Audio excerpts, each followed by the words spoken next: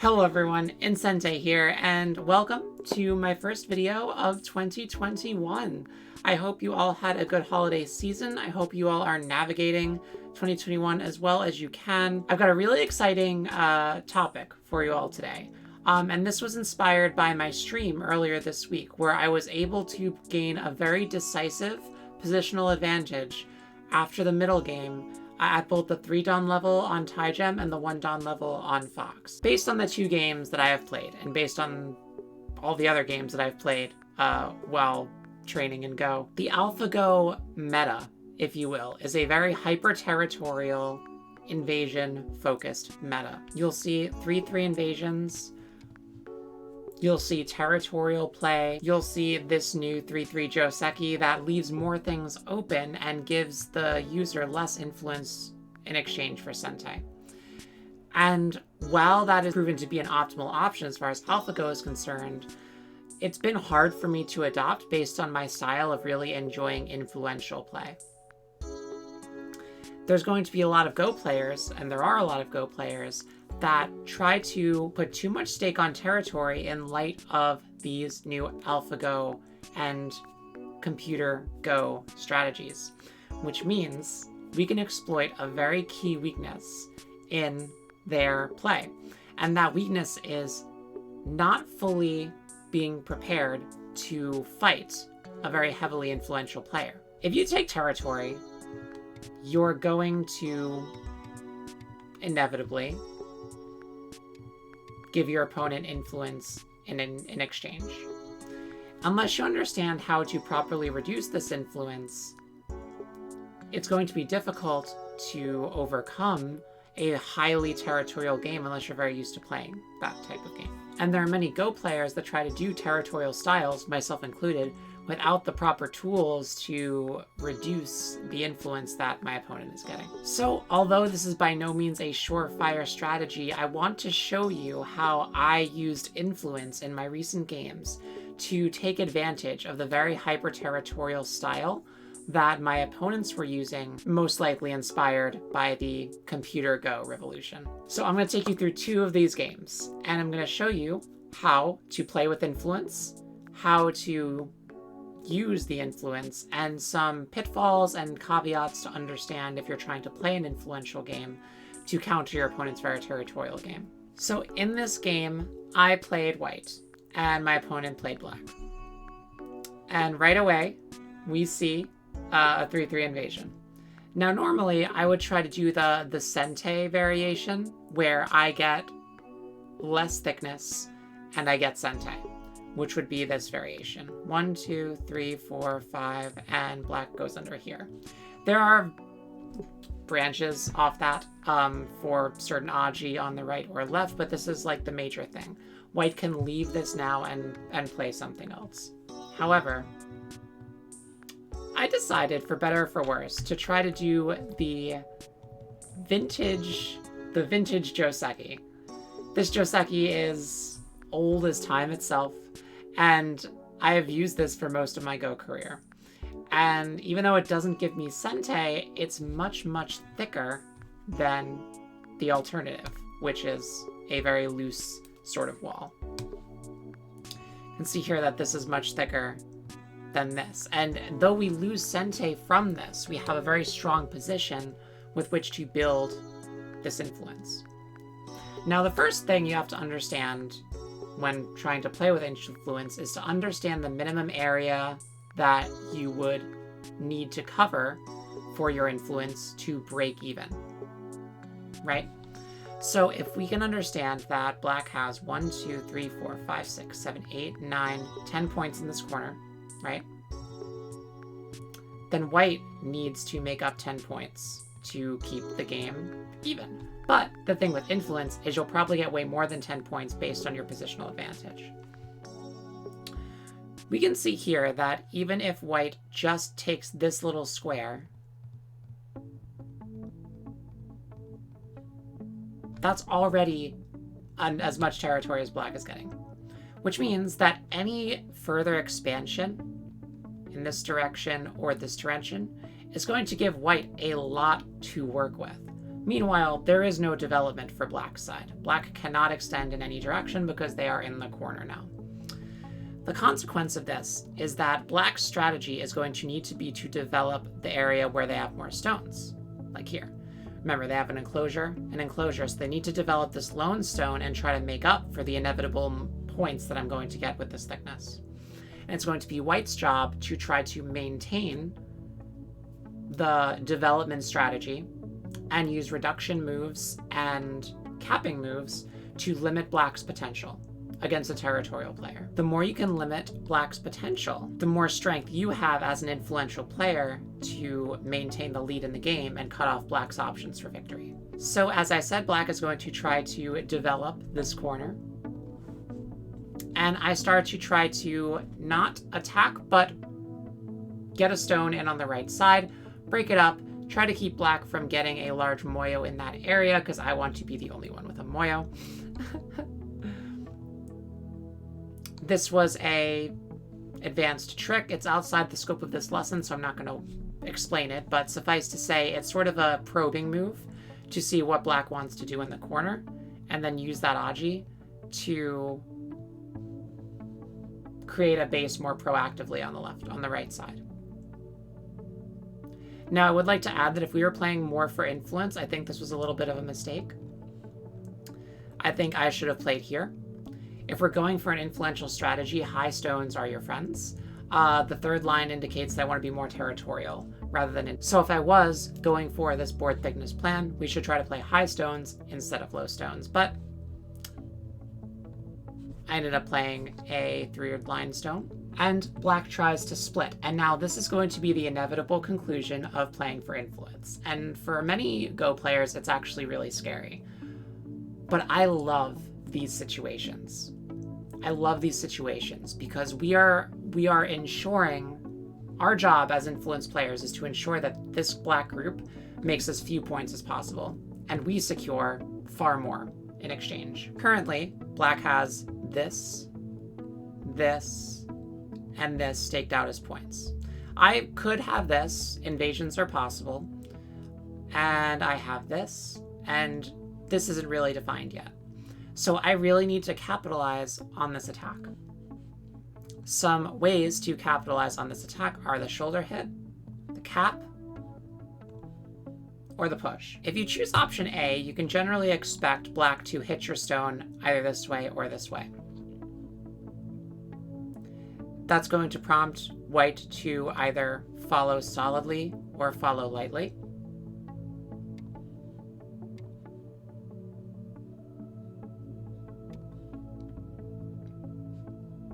And Black can make a small base for themselves here.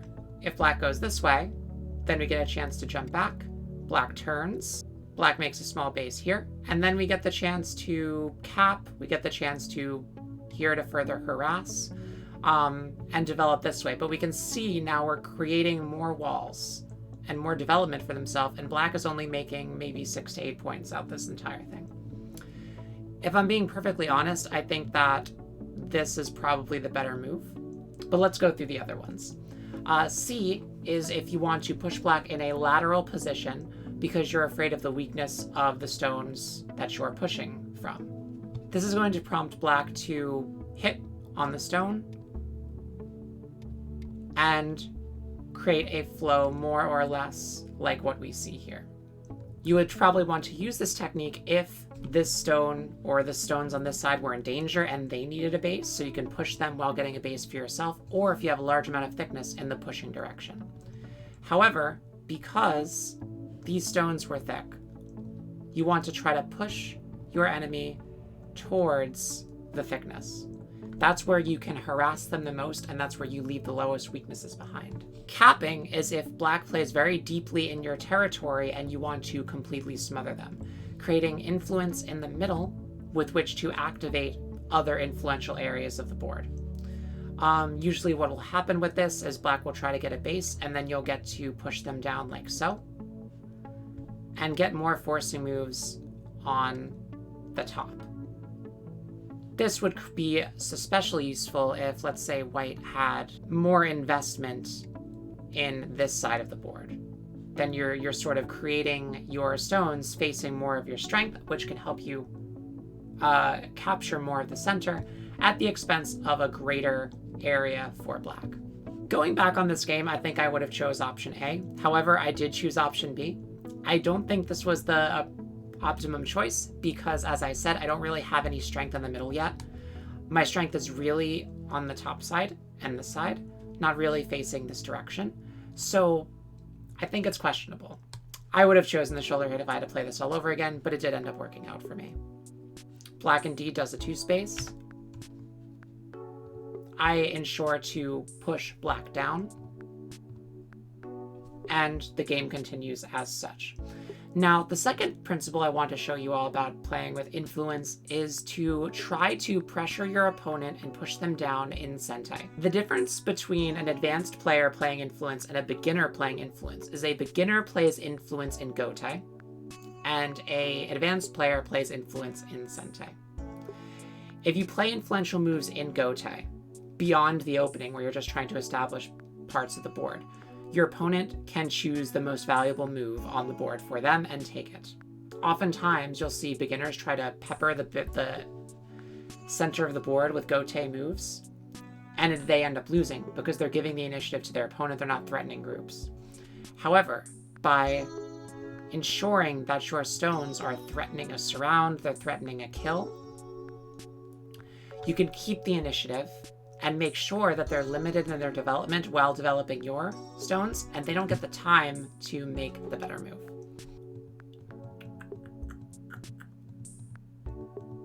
So I invaded the corner, got some Aji to get some stones on the outside. I managed to live with my group. This group has one eye. They were forced to run. I ensured that I wasn't surrounded, and use my attack on this group to create even more strength here and here that will work with these stones. With this move, I am threatening to capture a huge, huge, huge portion of the board. And oftentimes, when you play influence, your opponents are going to start to get scared at this point in the game. It is at this point in the game, they're probably going to try something insane, like invading, or playing in your area in ways that there's no way they should be able to live. It's important when you play influential games to stay calm and to keep using their attacks to get more strength in the places where you know you can live.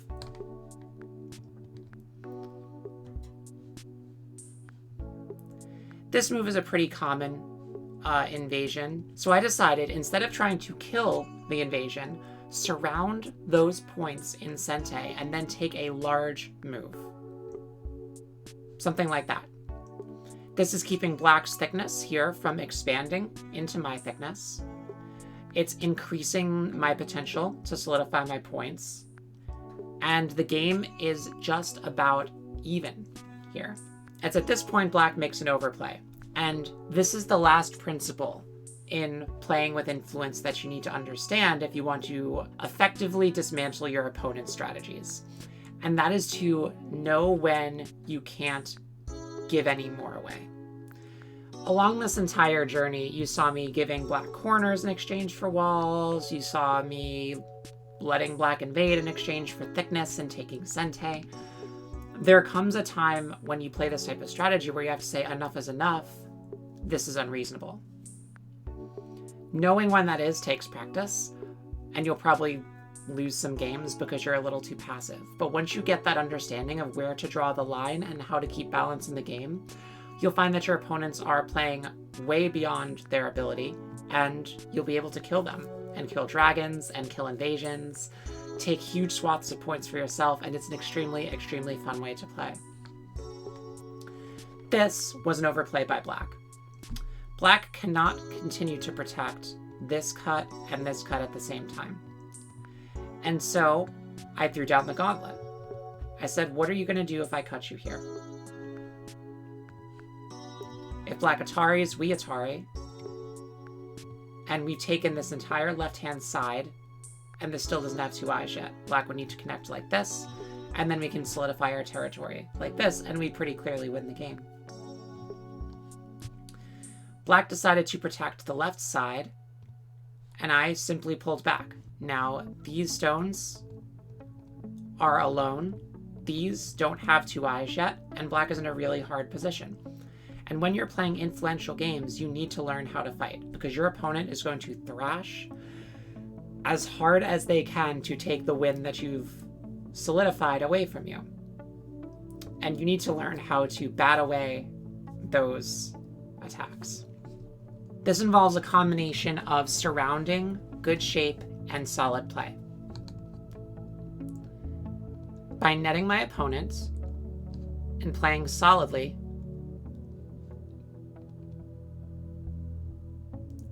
using Sente moves when I could to force them to respond, and keeping good shape,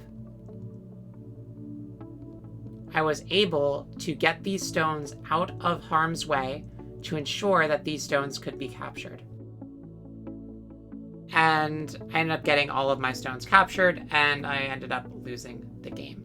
And so when you play with an influential style, this will happen to you. You could have the best board development, the most influence, and the most dead-looking clump of stones of your opponents that you possibly could. Things happen. And so if you play this, you need to understand that will happen. And you need to focus on playing solid moves, you need to build up your fighting skills, and you need to expect when your opponent is going to invade. Because if you don't expect it, you're going to become emotionally charged when they do, and that will reduce your ability to read. The next game I want to play was on Fox. Fox won Dawn. And this game I did end up winning by a very considerable margin, and I used the same tactics that I used in my previous game. Once again, I played white. And we see a very standard opening. Nothing completely unusual. This feels a little over-concentrated. I would say this is subpar for black. But, all in all, it's fairly standard stuff. And then black invades, as we've seen. And so rather than getting Sente to do something else, I decide to maximize my thickness, like I am used to doing. So now I got a really big wall, and black only got 10-point corner. I'm totally happy with that result. Black makes a big corner attempt, which is still susceptible to approaches. It's still susceptible to undercut invasions. This is by no means secure territory yet. But I decide to go all in on this strategy and use the shoulder hit to keep black from developing. Because as it stands, these black stones are low, and it's very difficult for them to develop. If I can keep all of black stones low, I know exactly how much territory they have, and I can figure out exactly how much territory I need to beat them.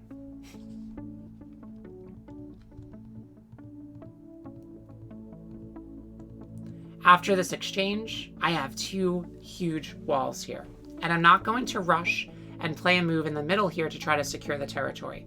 Remember, our strength comes from when our opponent tries to make life inside of our space. There's still a more open part of the board here. What we need to do is make sure that black can't make large swaths of territory elsewhere on the board, and continue to make sure that we're developing and keeping our group safe in a rapid way. Don't be afraid to fight. We ended up getting into a little bit of a skirmish here. This is outside the scope of the lesson, but notice how rather than trying to kill black's group, I let black live and made more walls. Now we've got 1, 2, 3 walls that are going to be bearing down on this middle in Sente, and forcing, by the way, that are going to allow black to have a very hard time taking all of this away.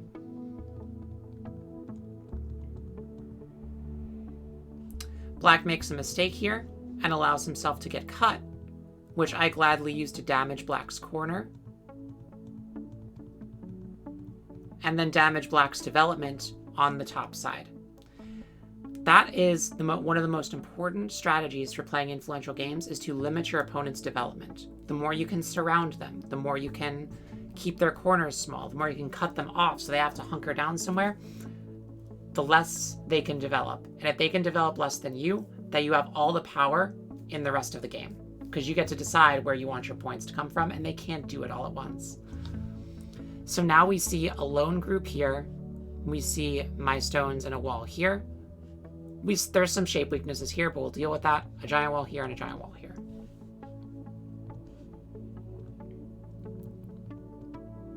Black starts to try to poke through, which I let black do because if I try to get too fancy, these stones will die.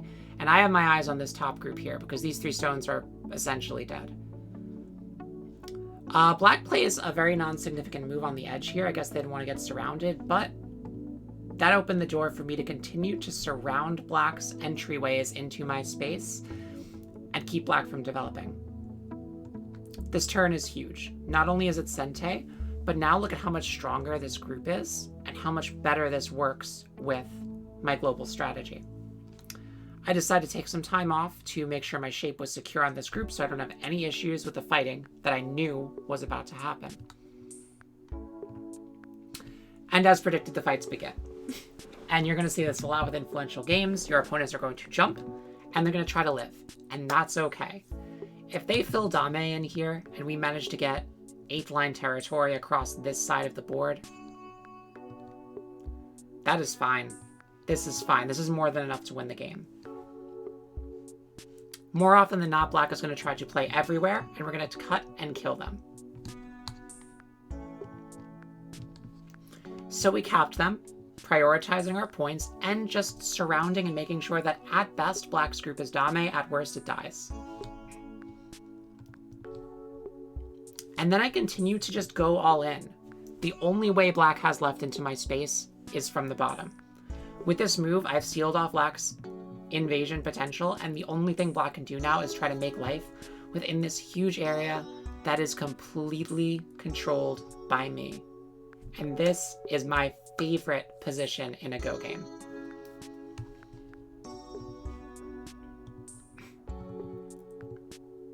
Don't be afraid to cut. Don't be afraid to fight. You hold all the power if you are playing an influential game here. Keep black as a stick. Keep capping and keep separating their groups. Separate their groups. Divide and conquer. Let them kill themselves because you do not need to do a lot of work in this situation. Stay connected.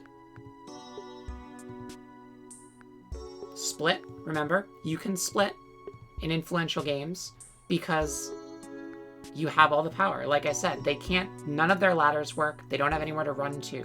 It's all in your control. Black's trying to make shape.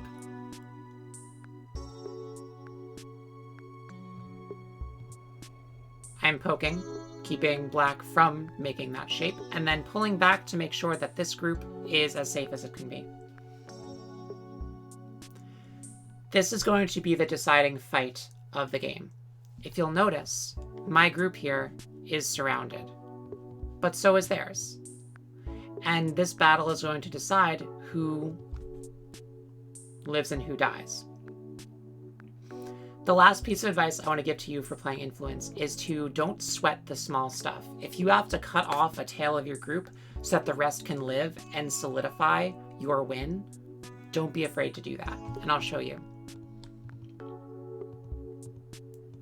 After some skirmishes, I elect to cut this black group off from this black group. And black cuts me too. Now, rather than getting into a fight, an all or nothing fight that will probably leave all of my stones dead, I decide to sacrifice this group and push black by going up this way.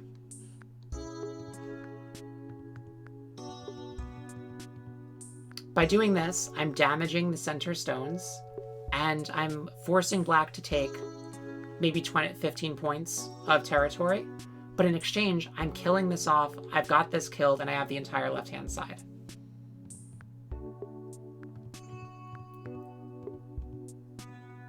With this cut, black captured these stones, I captured these stones, and black was able to get connected But it's a little bit too late for a move like this, and by just restricting Black's eye space, Black ended up resigning the game, and I managed to win. The score estimator says here that I have an 85.5 point lead, which is huge. And that was because we played according to our strategy, we stopped Black's development, we weren't afraid to fight, and we played solid that guaranteed Black could not break into our space. Playing an influential style of Go is extremely rewarding. It's one of my favorite ways to play, and I think it does a really great job of beating the meta for people that want to just play Alphago's type invasions without understanding the context and power behind Alphago's strategy. You can take advantage of a lot of players this way because they're not Alphago. They're not Katago. They're not that strong. And they can't follow up giving your opponent a bunch of influence with the good invasions that they need to actually convert that into a win. So I hope that this gave you a lot of great information that you can use in your own games, and I hope that you enjoyed this video. Let me know in the comments if you have any questions. Give it a like, give it a comment, subscribe if you have not, and make sure to catch me on Twitch. All the links are on the screen and in the description below. I hope you have a wonderful week, and I hope you play a lot of great influential games. Take care.